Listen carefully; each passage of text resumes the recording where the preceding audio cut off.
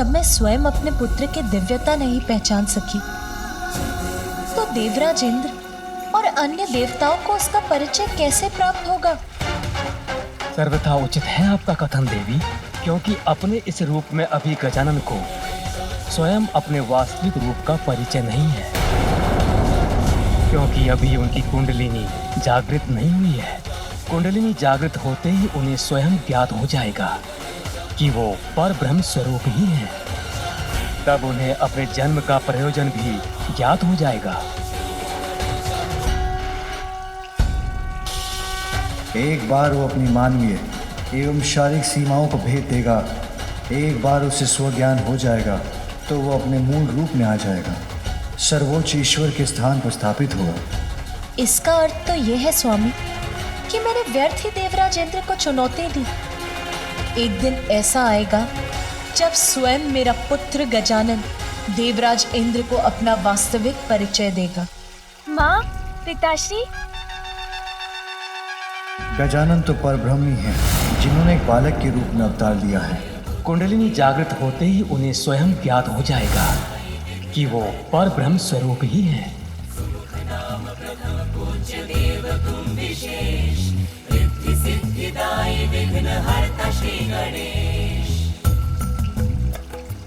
मुझे आप सभी की दृष्टि से ओझल हुए इतना समय हो गया और आप में से किसी ने भी ध्यान नहीं दिया। यदि मुझे कुछ हो जाता तो?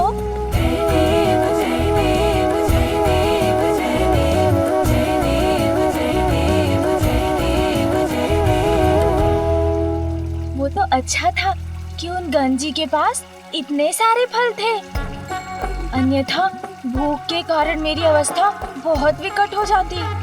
किंतु माँ, मुझे अभी भी बहुत भूख लगी है। चलो पुत्र, भीतर चलो, मैं तुम्हें और दुग्ध देती हूँ। नहीं माँ, अब दुग्ध नहीं, अब मुझे भोजन चाहिए, जैसा भैया को प्राप्त होता है वैसा भोजन। अरे, हमारे पुत्र गजानन को अभी तक भोजन प्राप्त नहीं हुआ।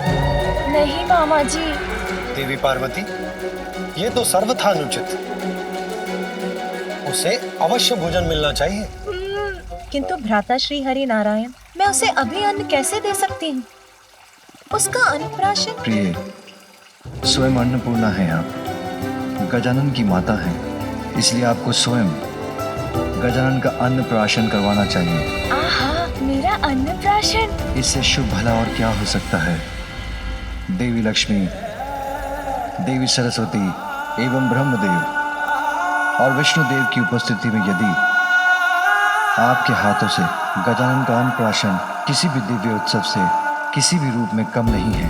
उचित है नाथ, मैं स्वयं अपने पुत्र गजानन का अन्नप्राशन करूंगी और अन्नप्राशन के बाद उसकी कुंडलिनी जागृत करने के लिए उसकी शिक्षा प्रारंभ करूंगी।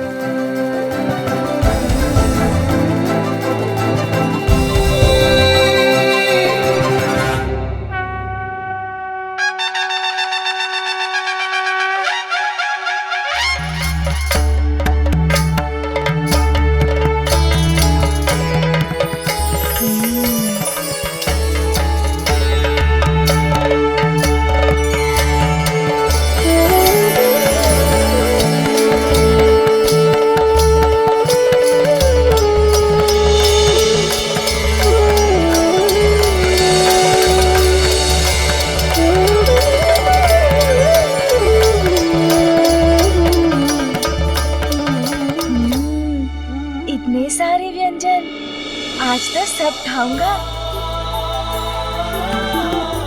अब हम गजानन का अन्नप्राशन संस्कार प्रारंभ करते हैं। सर्वप्रथम इस परिवार के सबसे बड़े सदस्य, हम सभी के आदरणीय गजानन के नाना महाराज हिमवान इसको भोजन का प्रथम निवाला देंगे।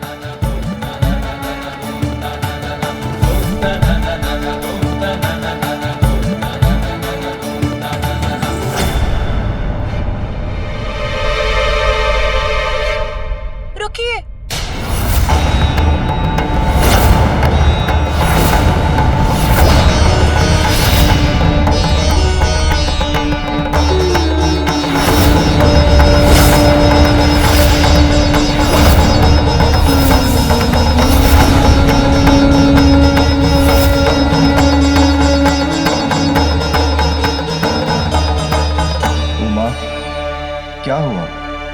गजानन का अन्नप्राशन प्रारंभ होने के पूर्व ही तुमने उसे रोक दिया?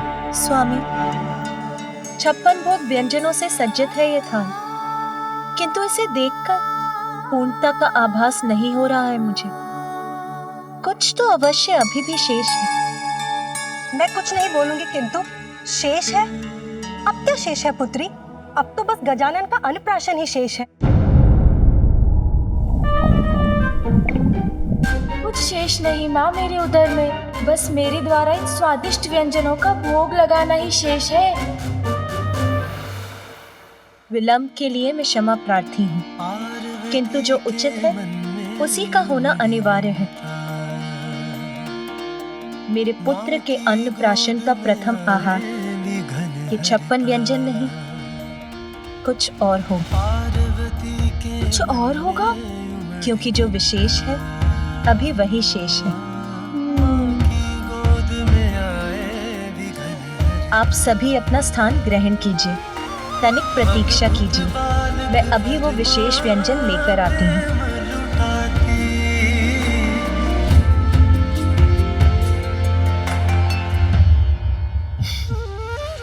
पुत्र गजानन, प्रतीक्षा तो तुम्हें भी करनी होगी, और प्रतीक्षा का फल सदैव मीठा होता है। तुम्हारी माता तुम्हारे लिए कुछ विशेष व्यंजन लाने गई। हाँ मामा जी, कठिन तो है, किंतु मैं प्रतीक्षा कर लूंगा। सुना भैया, माँ मेरे लिए कुछ विशेष लेकर आ रही है। महाकाय बुद्धि के नरेश, सिद्धि सिद्धिदायी विघ्न हरता श्री गणेश। सुख नाम प्रथम पूज्य देव तुम विशेष, रिद्धि सिद्धिदायी विघ्न हरता श्री गणेश। पार्वती माता भी आज गई जान, पुत्र उनका अद्भुत विशेष महान। बालक हो ऐसा जब असाधारण, अन्नप्राशन उसका हो क्यों साधारण। व्यंजन विशेष कोई माँ कर निर्मित, बालक उत्सुक सोच सोच के हर्षित। व्यंजन का थाल सबका खींचे है ध्यान, उसमें क्या लाई माता किसको है ज्ञान।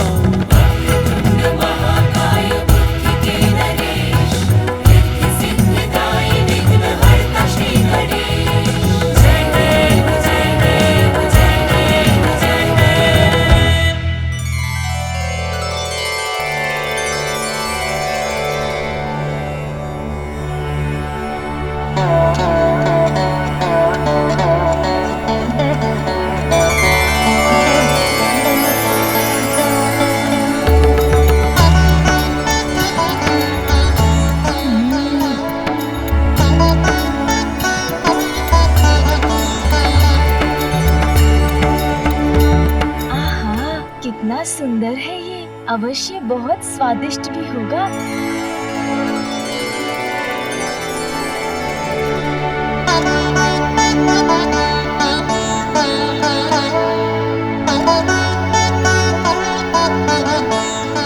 मैं कुछ नहीं बोलूंगी, किंतु पुत्री ये क्या व्यंजन है और इसमें क्या विशेष है? आटे से बना हुआ साधारण मिष्ठान ही तो प्रतीत हो रहा है ये। नहीं नानी जी, ऐसा मत बोलिए, माँ ने मेरे लिए बनाया है तो असाधारण ही होगा ये मिष्ठान, है ना माँ? वैसे इसको बोलते क्या है माँ?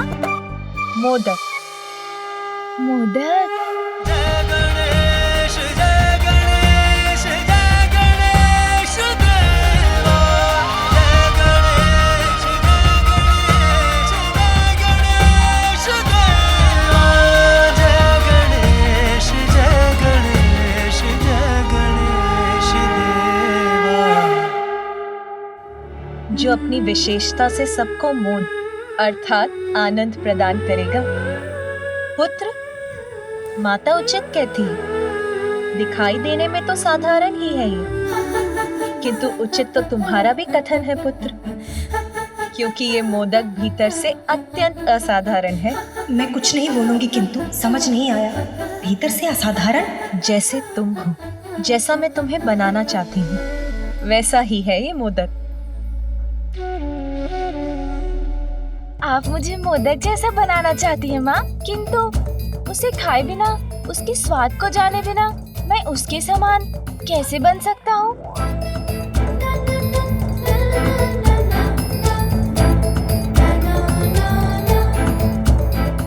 माँ, मैं ये मोदक खा लूँ ना? अवश्य पुत्र। गजानन का अन्न प्राशन मोदक से ही प्रारंभ होगा।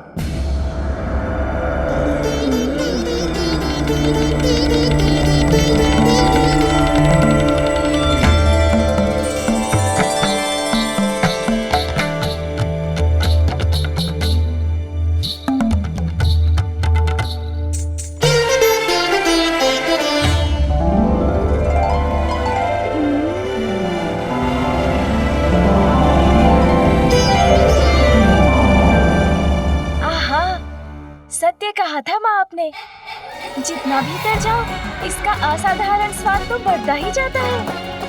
इतनी मिठास, ऐसा स्वाद छिपा है इसके भीतर, जिसका अनुमान इसे देखकर नहीं लगाया जा सकता। हाँ पुत्र, जैसे मोदक को देखकर कोई नहीं जान सकता कि उसमें कितनी मिठास है, वैसे ही हम सबके भीतर परमात्मा रूपी सुंदर सत्य का वास है। किंतु मोह माया में लिप्त होने के कारण हम उसकी सुंदरता उनको नहीं जान पाते। उनका परिचय तो मोह माया त्याग कर ही प्राप्त होता है, समझे? हाँ माँ। माँ, आप गजानन की नानी हैं, इसीलिए अब आप गजानन को मोदक खिलाइए।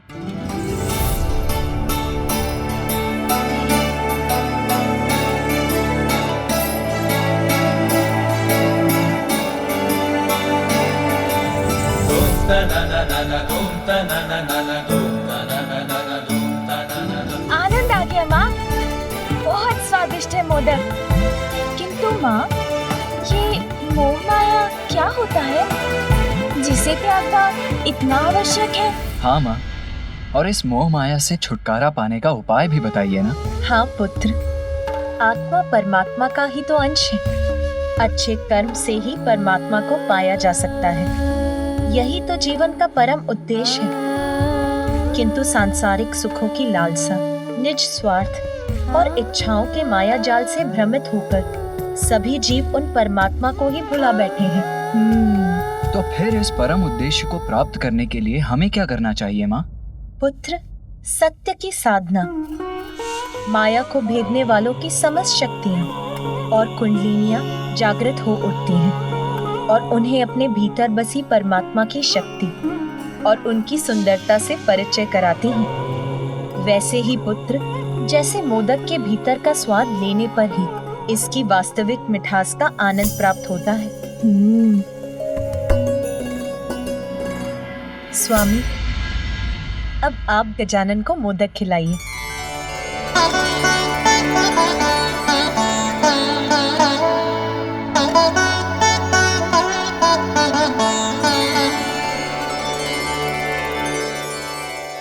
पुत्र, अनेकों मिथ्या आकर्षण है संसार में जो पल पल पर प्रस्तुत होकर हमें भ्रमित करते हैं। स्वादिष्ट भोजन, मन भावन सुगंध, प्रिय शब्द, सुंदर दृश्य, कोमल स्पर्श अर्थात पांचों इंद्रियाएं इच्छाओं का रूप लेती हैं और इच्छाएं छह विकारों को जन्म देकर हमें भटकाती हैं।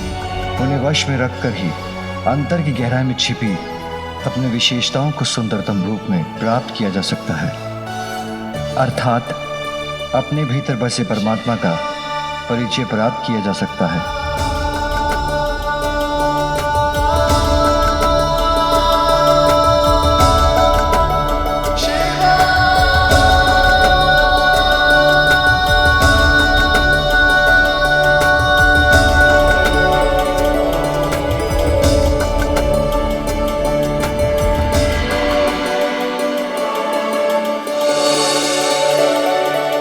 अपनी अंतरात्मा में झांककर अपने अवगुणों को दूर करना, बुराई का मार्ग त्याग कर अच्छाई के मार्ग पर चलना, गुणों को निखारना, परमात्मा से मिलन के अपने परम उद्देश्य पर स्थिर रहना, अपने भीतर छिपी सुंदरता से संपूर्ण जगत को आनंदित करना, जीवन के इसी परम ज्ञान का प्रतीक है ये मोदक।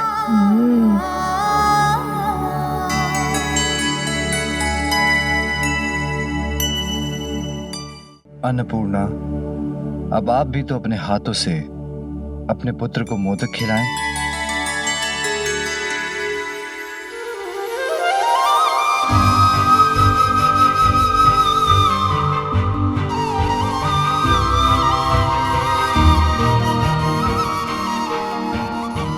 लो पुत्र।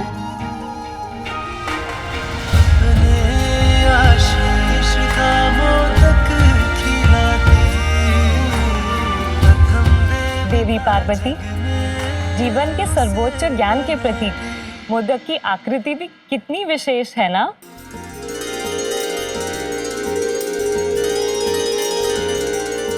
हाँ देवी लक्ष्मी, मोदक का आकार तो महाशून्य के ही समान है। माँ, मुझे कुछ समझ में नहीं आया। ये महाशून्य क्या होता है? महाशून्य तो अनंत है, अपने आप में ही संपूर्ण है। समस्त जगत और सभी जीवों का जीवन उसी से उत्पन्न होता है और उसी में समाता है। अर्थात ये तो प्रणव मंत्र ओंकार का ही प्रतीक है। इसीलिए पुत्र, जो मोदक के वास्तविक अर्थ को जान जाता है, वो संसार के दुख सुख से परे रहता है। सांसारिक माया जाल से भ्रमित न होकर परमात्मा से स्वयं को जोड़कर पूर्णता को प्राप्त करता है ना माँ?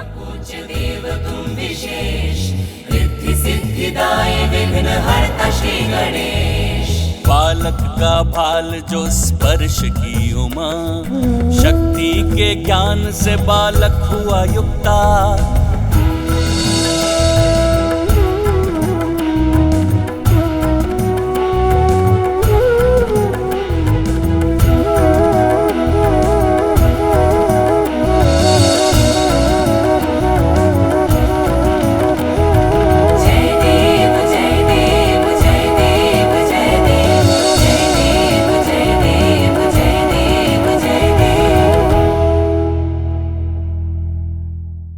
अरे अरे पुत्र, ये लीजिए भैया।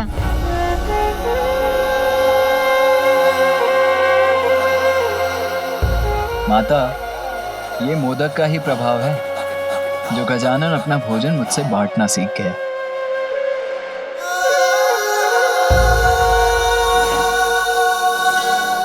माँ, मैं समझ गया हूँ। कोई कितना भी साधारण क्यों ना दिखाई दे, यदि वो अपने भीतर बसे परमात्मा का परिचय पाकर अपने गुणों को निखार ले, तो वो असाधारण हो जाता है। आपके द्वारा बनाए इस विशेष मोदक से संपूर्ण संसार यही सीख प्राप्त करेगा और आज से मोदक सदैव मुझे अत्यंत प्रिय होगा। पुत्र गजानन, अब तुम्हारा अन्नप्राशन पूर्ण हुआ। अब तुम मन भरकर भोजन कर सकते हो।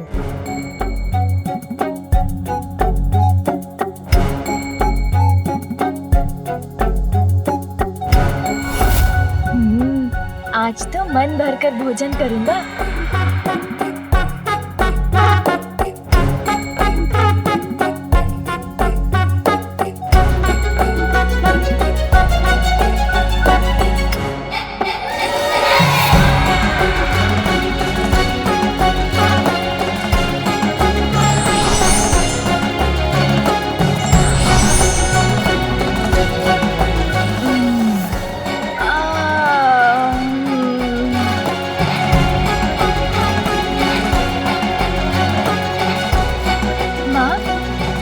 स्वादिष्ट भोजन था।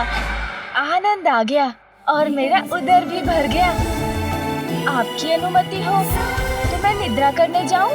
हाँ पुत्र, अपनी नानी माँ के साथ जाकर थोड़ा विश्राम कर लो।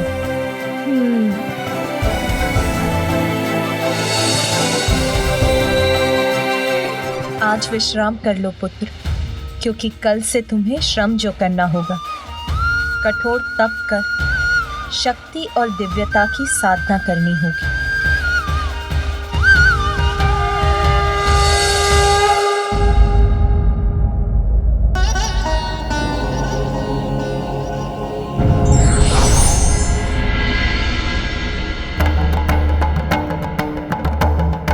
देवराज इंद्र, प्रणाम महादेव।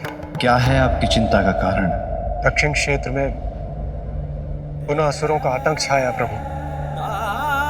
हम देवताओं के धर्म की रक्षा करने के लिए एक बार पुनः हमें देव सेनापति कार्तिकेय की आवश्यकता है।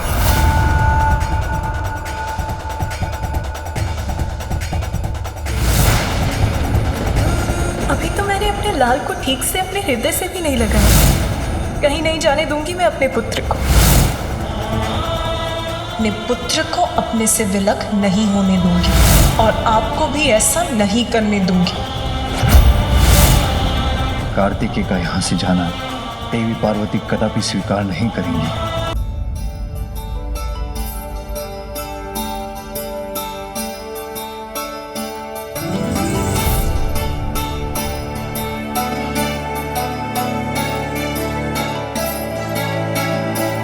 गजानन,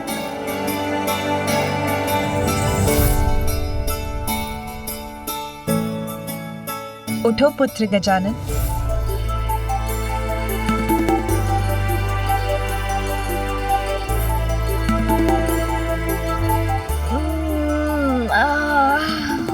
माँ, भोर हो गई। अरे वाह, अब तो मेरा अन्नप्राशन हो गया है। अब तो मैं कुछ भी खा सकता हूँ ना माँ? नहीं पुत्र, साधना करने वाले साधक का ध्यान भोजन, निद्रा और क्रीड़ा पर नहीं, अपितु मात्र अपनी साधना पर ही केंद्रित रहना चाहिए। साधना? कैसी साधना माँ? पंचाग्नि तप, अर्थात अत्यंत कठोर साधना करनी है तुम्हें और उसका प्रारंभ आज से ही होगा पुत्र, जिसके लिए तुम्हें इस पूजा के योग्य बनना होगा पुत्र। प्रातः काल उठकर स्नान कर पूजा स्थल पर पहुंचकर भगवान को भोग लगाकर पूजा प्रारंभ करनी होगी पुत्र। जाओ पुत्र, स्नान करके आओ। उसके बाद मैं तुम्हें भवन से दूर तुम्हारे तप स्थल पर लेकर चलूंगी। हमारे भवन से दूर माँ? हाँ। अच्छा।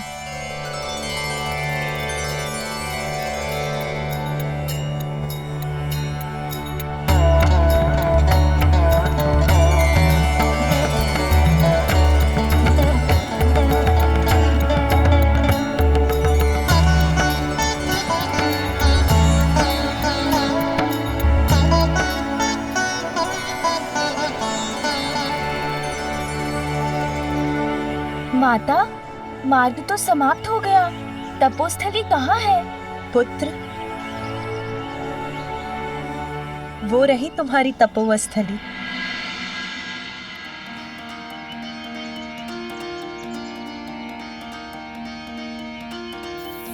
पार्वती के मन में उमड़ी ममता, माँ की गोद में आए विघन हरता। पार्वती के मन में उमड़ी ममता, माँ की गोद में आए विघन हरता। अद्भुत बालक पर माँ प्रेम लुटाती, प्रथम देवता जग में उसे बनाती। हाँ, प्रथम देवता जग में उसे बनाती।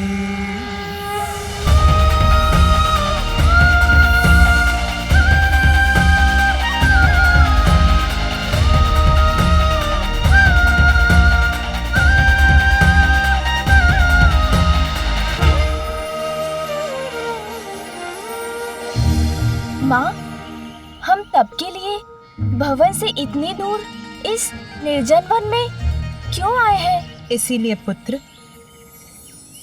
क्योंकि इस निर्जन और शांत स्थल पर तुम्हारा ध्यान नहीं बटेगा और तुम अपने तप पर स्थिर रहोगे।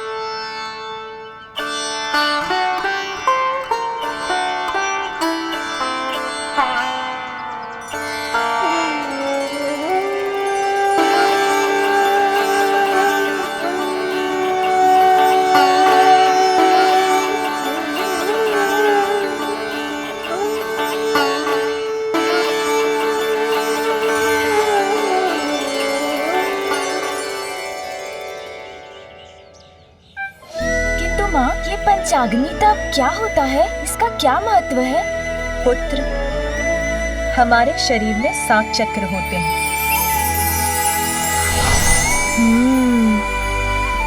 पृथ्वी से जोड़ने वाला मूलाधार, हमें सृजन की शक्ति प्रदान करने वाला और आनंद का स्रोत स्वादिष्ठान,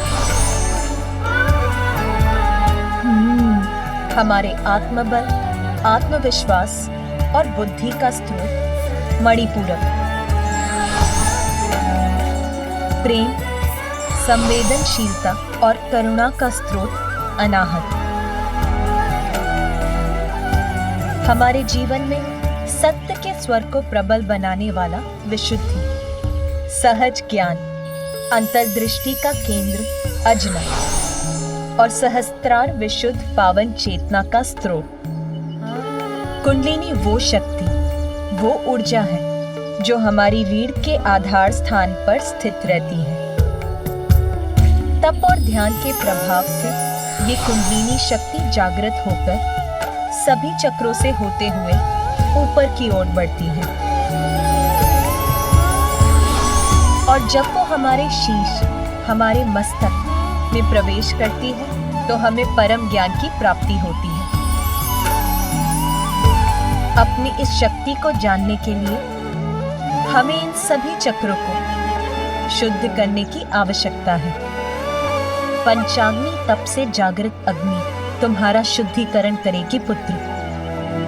इस दीपक की लौ पर अपना ध्यान केंद्रित कर तुम अपना तप आरंभ करोगे पुत्र। तुम्हारे ध्यान की गहराई में उतरते ही इस दीपक की अग्नि से तुम्हारे चारों ओर पंचाग्नि को प्रज्वलित करेगी और यही तुम्हारे समस्त चक्रों के शुद्धिकरण का संकेत होगा और फिर तुम्हें सर्वोच्च आत्मज्ञान की प्राप्ति होगी।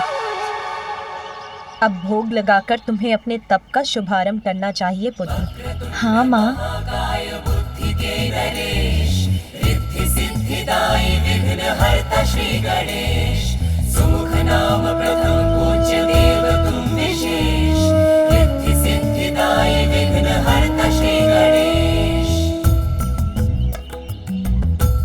अब पद्मासन में बैठकर अपना समूचा ध्यान इस दीपक की लौ पर केंद्रित करो।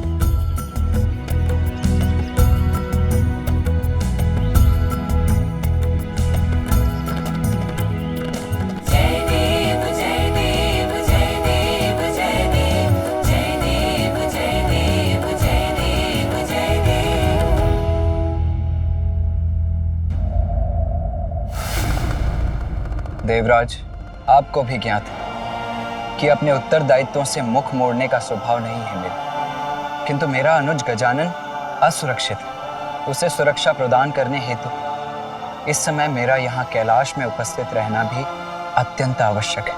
कुमार कार्तिकेय, ये कैलाश है, यहाँ स्वयं महादेव वास करते हैं, अर्थात गजानन सुरक्षित है। यदि कोई असुरक्षित है तो वो हम देवता हैं। हम देवताओं के सर पर संकट के मेघ छाएं। आज धर्म की ज्योति भी संकट में है और उसकी रक्षा करना आपका धर्म है।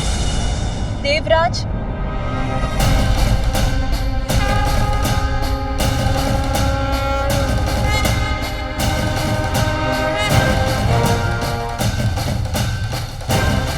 मात्र माता पार्वती और भोलेनाथ का पुत्र होने कारण हम उन्हें वो पद प्रदान कर दे जिस पद की योग्यता प्रमाणित करने के लिए उन्होंने अब तक कुछ भी नहीं किया। देवत्व प्राप्त करने का एकमात्र कारण योग्यता प्रमाणित करने वाला कर्म होना चाहिए, जन्म नहीं। प्रणाम माता।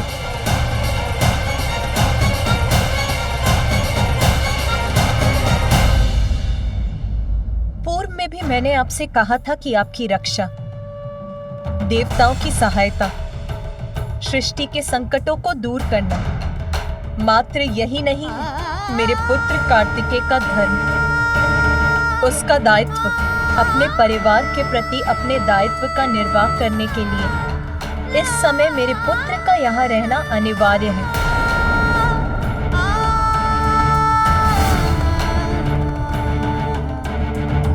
प्रभु, मैं तो केवल निवेदन ही कर सकता हूँ। निर्णय तो आप ही को लेना है। और मैं आपके परिवार में हस्तक्षेप करने की दृष्टता भी नहीं कर सकता। किंतु प्रभु, आज संकट मुख खोलकर खड़ा है। उसे नष्ट करने के लिए देव सेनापति होने के नाते कुमार कार्तिकेय का दक्षिणी छोर पर होना अति आवश्यक है। प्रभु, इंद्रदेव, मेरा छोटा पुत्र कार्तिकेय का अनुज गजानन एक अत्यंत कठिन तप का प्रारंभ कर रहा है आज। उसके लिए मुझे अपने पुत्र कार्तिकेय की यहाँ आवश्यकता है। तो तप कर रहा है गजानन, अर्थात माता पार्वती अपने प्राण को भूली नहीं है। यदि गजानन इस तप में शक्तिशाली हो गया तो ज्ञात नहीं वो कितना समर्थ हो जाए। तप के पश्चात तो वो कदाचित मुझे ही देवराज के पद से हटाकर स्वयं मेरा स्थान में ले ले। नहीं, मैं ये कदाचित नहीं होने दूंगा। प्रिय, तब से तुम गजानन को सबल समर्थ क्यों बना रही हो? इसीलिए ना कि वो आत्मनिर्भर हो सके, सब जगत का कल्याण कर सके, लोक कल्याण का हेतु बन सके। तनिक विचार करो उमा, तुम्हारा पुत्र कार्तिकेय तो तुम्हारी शक्ति पाकर पूर्व से ही सर्व समर्थ है। वो अपनी रक्षा करने के साथ साथ वो सज्जनों की रक्षा करने में भी सक्षम है, और वही उसका धर्म है ना? पुत्र, तुम ही कहो, तुम्हारा कर्तव्य कहाँ है, यहाँ या दक्षिण में?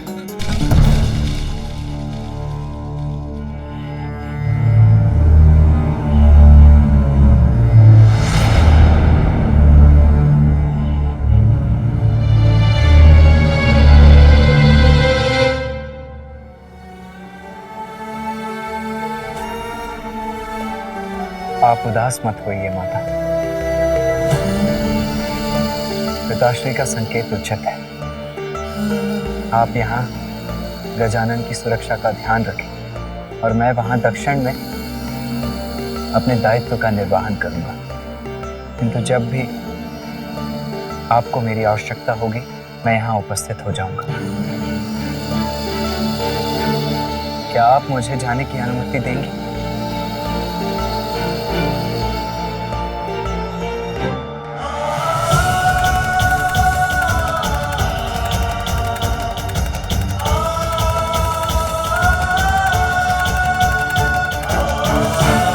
माता, क्या आप गजानन को मेरे प्रस्थान की सूचना दे देंगे?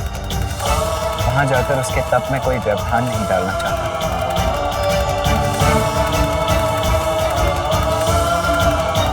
जाओ पुत्र।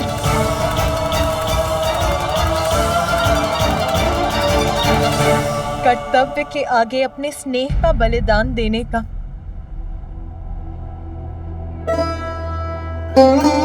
अपने हृदय को कठोर बनाकर तुम्हें विदा करने का अभ्यास हो गया है मुझे।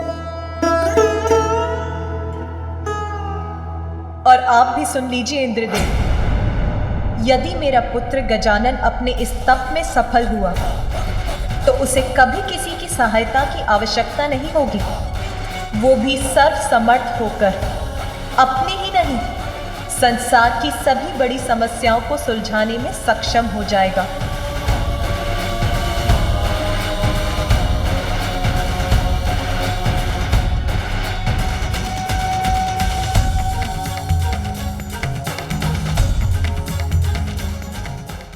मंगलकर्ता स्वामी श्री मंगल मूर्ति, जन जन पूजे होती कामना पूर्ति। जय देव जय देव, चित्तहरण सुखदायक देव गणराया, वांछित फल पाया जो चरणों में आया। जय देव जय देव।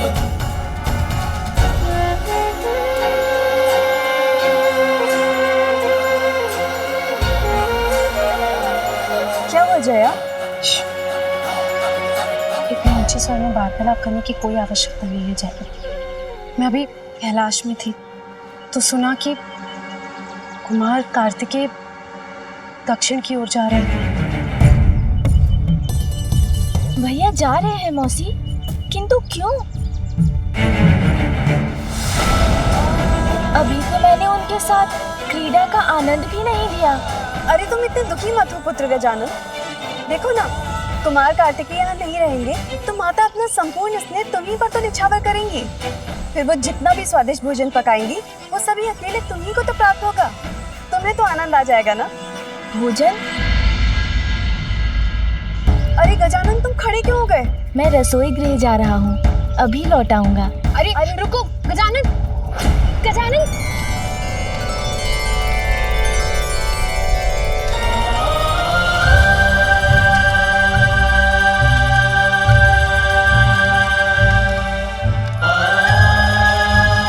क्या चाहिए तुम्हें?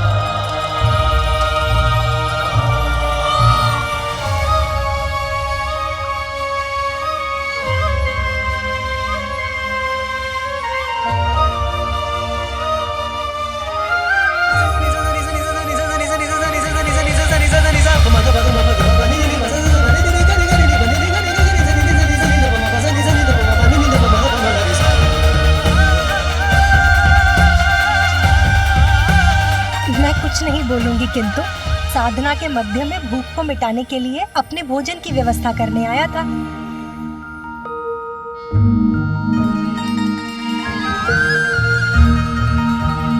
भैया, मैं अपने वाहन से भेंट कर सकता हूँ?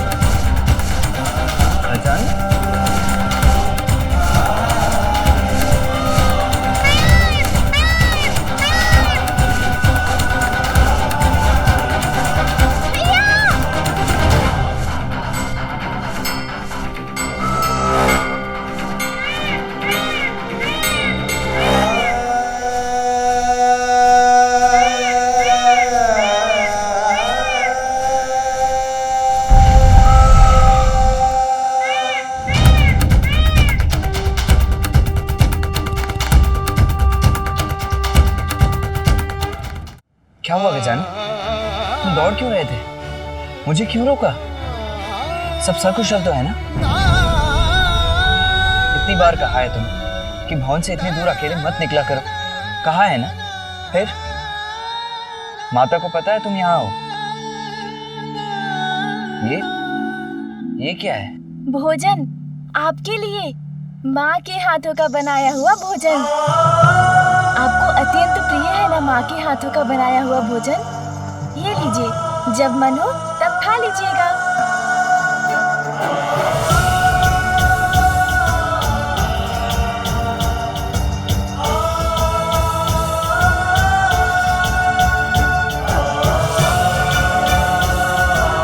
अपना ध्यान रखना गजानन, और माता का भी ध्यान रखना। अपने तप पर ध्यान देना, और हाँ, गणों को तनिक भी कष्ट मत देना। जी भैया। और माँ को बताए बिना भवन से इतनी दूर कभी मत आना। जी भैया। अब मुझे जाना होगा गजानन, और विलंब उचित नहीं है। लाओ ये भोजन दे दो मुझे, दो। अपना ध्यान रखना अनुज। जी भैया।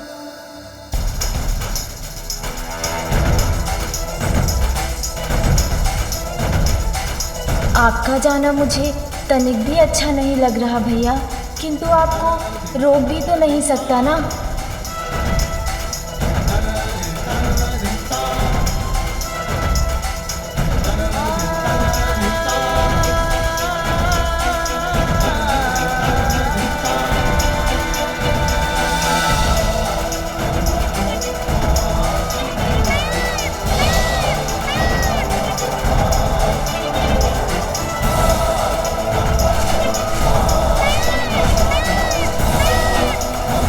मुझसे तो भैया का जाना अभी से नहीं सहा जा रहा है। पता नहीं अब उनसे कब भेंट होगी। किंतु अब मुझे लौट जाना चाहिए। माँ ने कहा था भोग की थाल लगाकर पूजा प्रारंभ करनी है।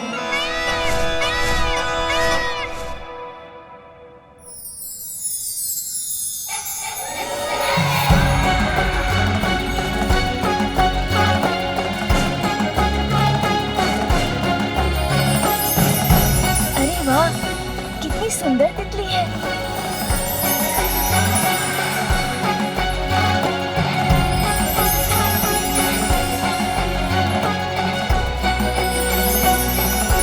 अरे अरे रुको तितली।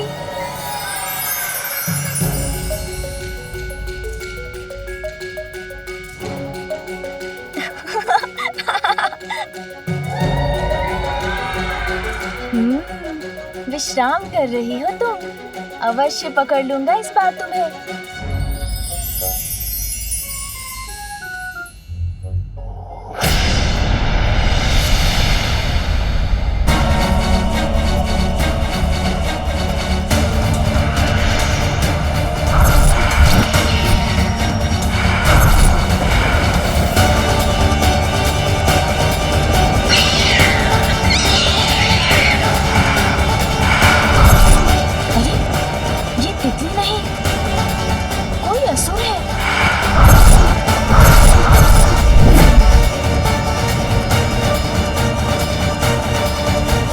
विघ्नहर्ता श्री गणेश के अद्भुत शक्तियों से भरे वीडियोस देखने के लिए चैनल को सब्सक्राइब करना न भूलें और साथ ही बेल आइकॉन भी दबाएं।